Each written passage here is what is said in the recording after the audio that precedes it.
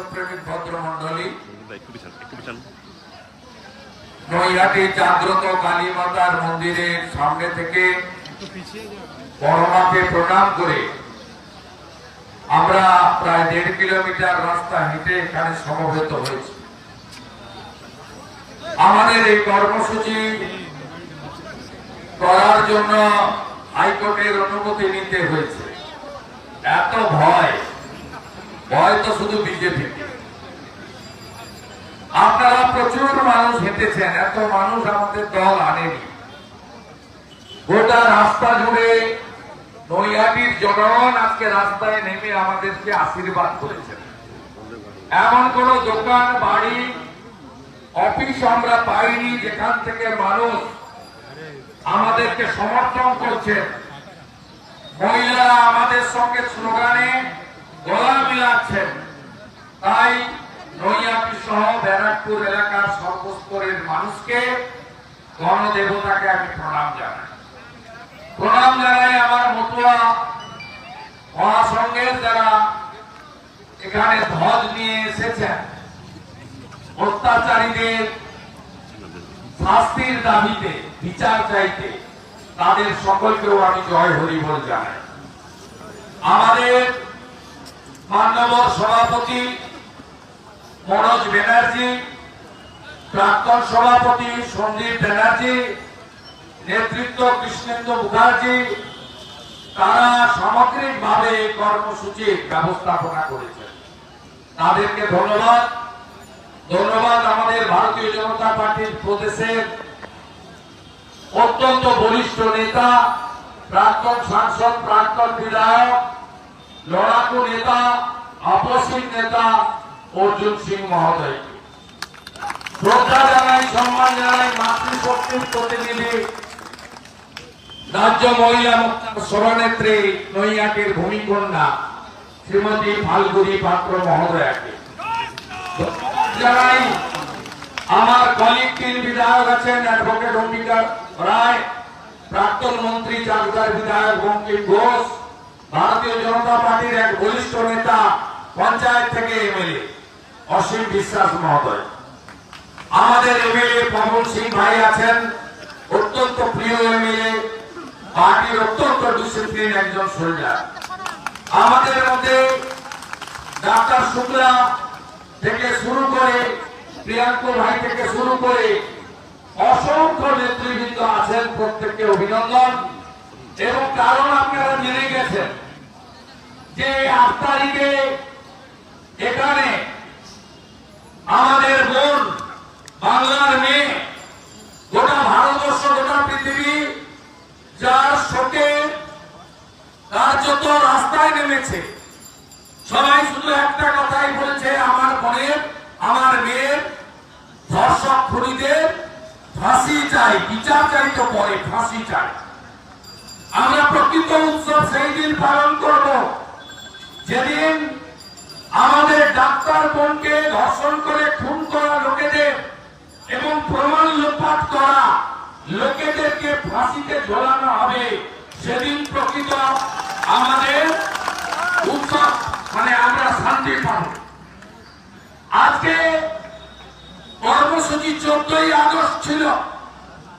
রাত্রি দখল করা মহিলারা যেহেতু মাঝরাত্রে, ভোর রাত্রে নৃশংস, অমানবিক, অস্বাভাবিক, দানবীয় ঘটনা ঘটেছে, গোটা পশ্চিমবঙ্গের মা বোন, তাদের পিছনে দাদা, বাবা, কাকা, জ্যাঠা সবাই পিছনে থেকে মহিলাদের সঙ্গে গোটা রাজ্য জুড়ে হয়েছে।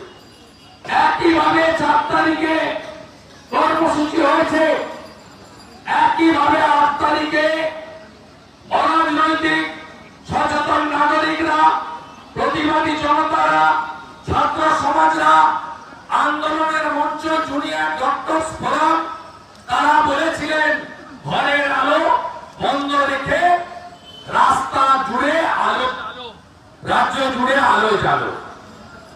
এই কর্মসূচিতে কোন রাজনীতির পতাকা ছিল না।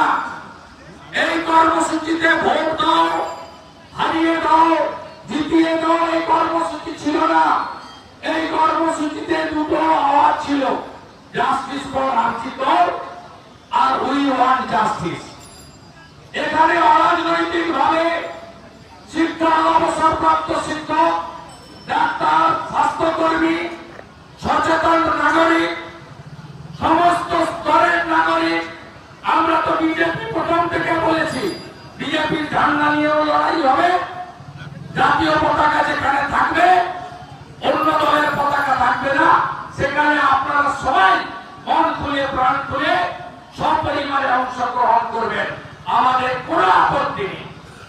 আমরা বলেছি এই কর্মসূচিতে এখানে ব্যারাকপুর পুলিশ কমিশনারেটের পুলিশের প্রত্যক্ষ মদতে দর্শকের ভূমিকা নিয়ে, যেহেতু এখানে ভাইপোর একটা টেনিয়া চুরি করে এমপি হয়েছে, এটা ডাকাত, এক গাড়ি ইভিএম এর মেশিন বদলেছে। আপনি শুনে রাখুন, অর্জুন সিং 50,000 ভোটে জিতেছে, মেশিন বদলেছে এক গাড়ি। পুলিশ ওয়েলফেয়ার অ্যাসোসিয়েশনের দুজন নেতা আমার সঙ্গে কলকাতার বাইরে দেখা করে বলেছেন আটকাতে পারলেন না, আমরা ব্যারাকপুরে গিয়ে ইভিএম গুলো পাল্টে দিয়ে এলাম, পারলেন না আটকাতে, চুরি করে জিতেছে এই নম্বরটা। এখানে আরেকটা টাকা দশক চ্যাটার্জি বড় আমার সম্পত্তি পর্যন্ত গ্রাস করেছে, এদের লজ্জা নেই। পৌরসভার সমস্ত ভেবেছেন সিবিআই ধামাচাপা দিয়েছে নাকি? মিউনিসিপাল রিক্রুটমেন্ট স্ক্যামে অশোক চ্যাটার্জি আর যত বেআইনি করে ঢুকিয়েছে সবকে গ্যারেজ করবো আমরা, নিশ্চিত থাকুন। এতটুকু বিচলিত হবেন না, দু জায়গায় মেরেছে, মহিলার গায়ে জামা কাপড়ে হাত দিয়েছে, লুকাতে পারবেন। গোটা ভিডিও ভাইরাল হয়ে প্রত্যেকের মোবাইলে ঘুরে বেড়াচ্ছে।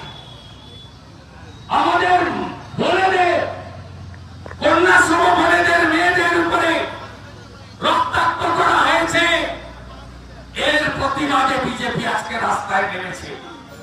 আমরা মাথা ভাঙাতে করেছিল 4 তারিখে, আমরা প্রতিবাদ করেছি ওখানে, আজকেও করে গেলাম এখানে। পরবর্তীকালে বারাসাতে পুলিশের হামলা হয়েছে মাঝরাতে, ওখানেও আমরা যাবো। ক্যানিংয়ে তৃণমূলের আরেক গুন্ডায় নেবে পরেশরাম দাস ফোনে থ্রেট করে কর্মসূচি বন্ধ করেছে, ওখানেও আমরা যাব।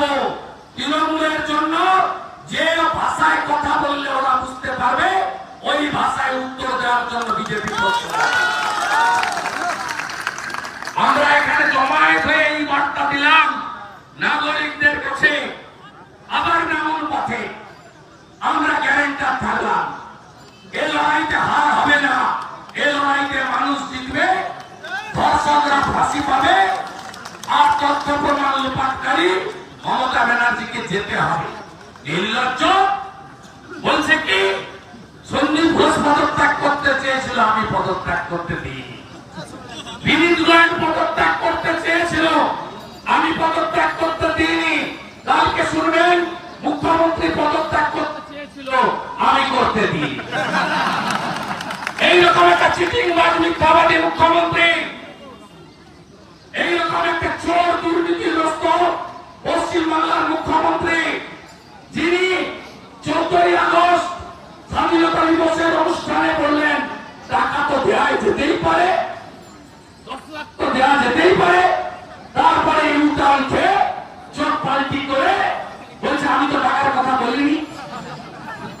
বিজেপি যেদিন আসবে সেদিন মিথ্যাশ্রী পুরস্কারটা যেখানে থাকবে ওখানে গিয়ে দিয়ে আসবো। লড়াই চলবে তো? সবাই জুনিয়র ডাক্তারদের সাথে আছেন, সবাই বিচারের দাবিতে লড়বেন, সবাই বলবেন দফা 1 দাবি 1, দফা 1 দাবি 1, দফা 1 দাবি 1, দফা 1 দাবি 1, দফা 1 দাবি 1, দফা 1 দাবি 1, হারিয়েছি নন্দীগ্রামে। আপনারা সঙ্গে থাকুন, প্রাক্তন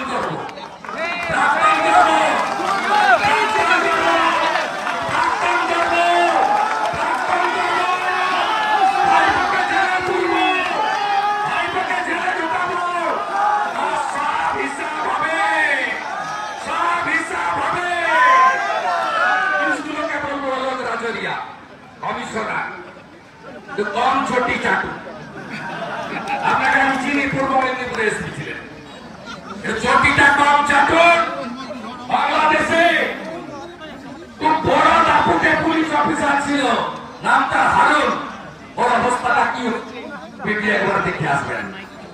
এই অবস্থায় যাতে পড়তে না হয় তার জন্য এখন থেকে কাজকর্ম ভাষা আমরা কেন হাইকোর্টে যেতে হবে, কেন আমাদের মিছিল করতে হাইকোর্টে যেতে হবে, কেন যেতে হবে?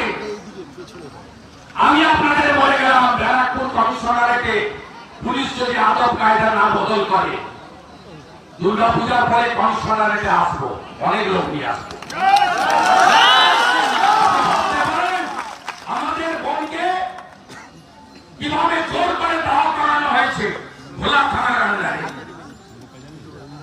এই ব্যারাকপুর কমিশনারেটের লোকেরাও পাপে পূর্ণ হয়ে গেছে এবং কলকাতা পুলিশ কমিশনারেটের ডিসি লর্ড অভিষেক গুপ্তা দুজন আইসি ব্যারাকপুর কমিশনারেটের পুলিশকে সঙ্গে নিয়ে বাড়ির লোককে দেখতে যায়নি, বাড়ির লোককে টাকা জমা দিতে যায়নি, আত্মীয় স্বজনকে আসার সময় দেয়নি,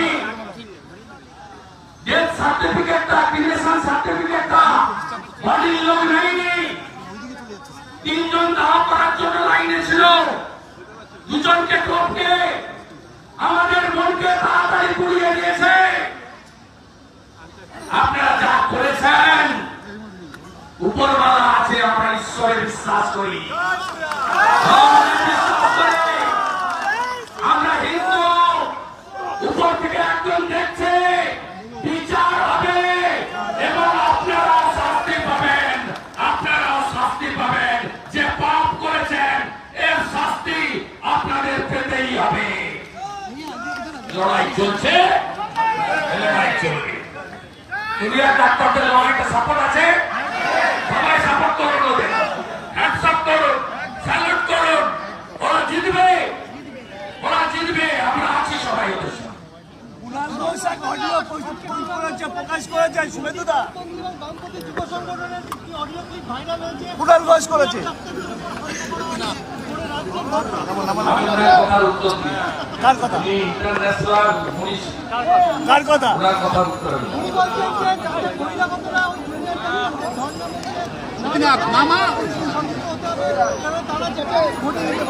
পুলিশ একটা কিছুটা করে দেখুক না,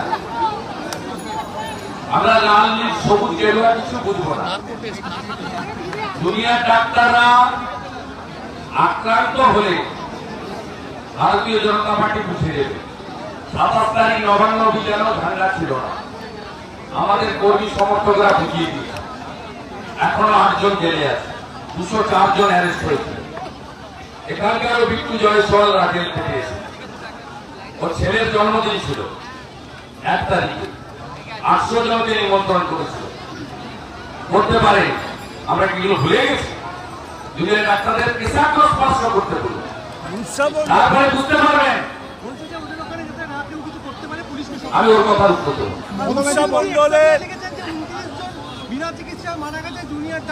মুখ্যমন্ত্রী কোভিড আর ডেঙ্গুতে মৃত্যুর সংখ্যা কমান, আর এখন মৃত্যুর সংখ্যা বাড়াতে ব্যস্ত।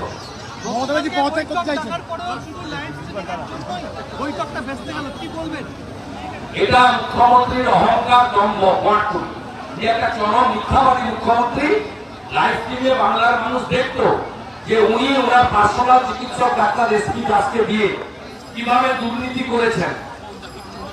আজকে সন্দীপ ঘোষের বাড়ি থেকে ডাক্তারি মেডিকেল পরীক্ষার খাতা প্রশ্ন পাওয়া যায়, ভাবতে পারছেন?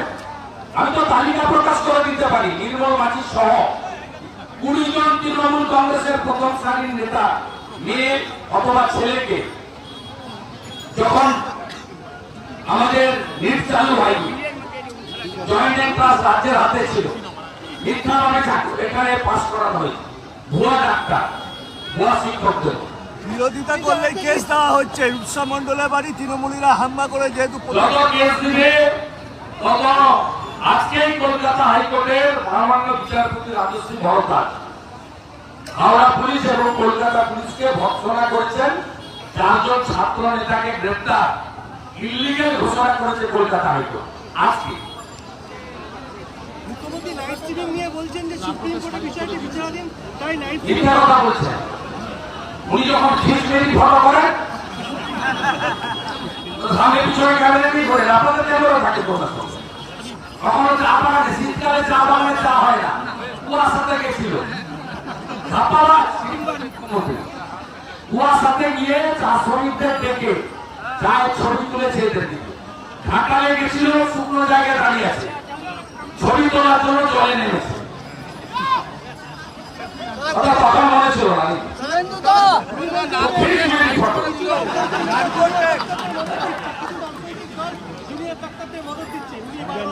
অন্যকে দিচ্ছে জানি না, বিজেপি ওদের সঙ্গে আছে। আমাদের নৈতিক সমর্থন ওদের সঙ্গে, ওদের অরাজনৈতিক লড়াই আমাদের বাড়ির ভাই বোনেরা ছেলেরা। আমার পরিচিত তো 100 জন। খারিজ করে দিল শিয়ালদা কোর্ট, খারিজ করে দিল শিয়ালদা কোর্ট।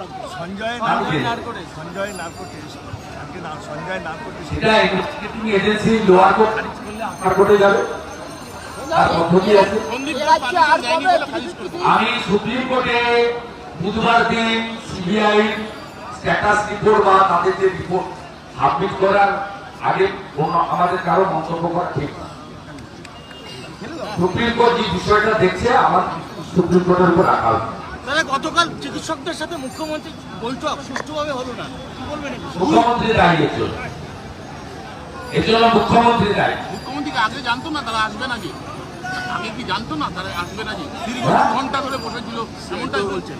না না, উনি ওই ছবিটা তুলে রেখেছেন কপিল সিবালের বুদ্ধিতে। সুপ্রিম কোর্টে দেখাবেন যে আমি বসেছিলাম, ওরা আসে। এই ধরনের অডিও ক্লিপ সামনে এনে কি উল্টে জুনিয়র ডাক্তারদেরকে আন্দোলনে হুঁশিয়ারি দেওয়া হচ্ছে? হ্যাঁ? এই যে এটা কি ঠেট জুনিয়র ডাক্তারদের ঠেট? ওনাদের এই যে অডিও ক্লিপ ভয় পারল না। সুপ্রিম কোর্ট দেখিয়েও যাদের টলানো যায়নি, তাদের দৃঢ়তা, তাদের অর্জুনের লক্ষ্যভেদের মতো একাগ্র চিত্তে লক্ষ্য অবিচল থাকা, তারা প্রমাণ করে গেছে, ওরা পাস করে গেছে। ওদের শীত দ্বারা দেখাও নয়, আর শীত দ্বারাটা শরীরের বাইরেও নেই, একদম শক্ত সোজা শীত দ্বারা আছে। ওরা প্রমাণ করে দিয়েছে এইসব ভয় দেখিয়ে কিছু লাভ হবে, কোনো লাভ হবে আমাদের কি পারি। ঠিক আছে, ভালো থাকবে।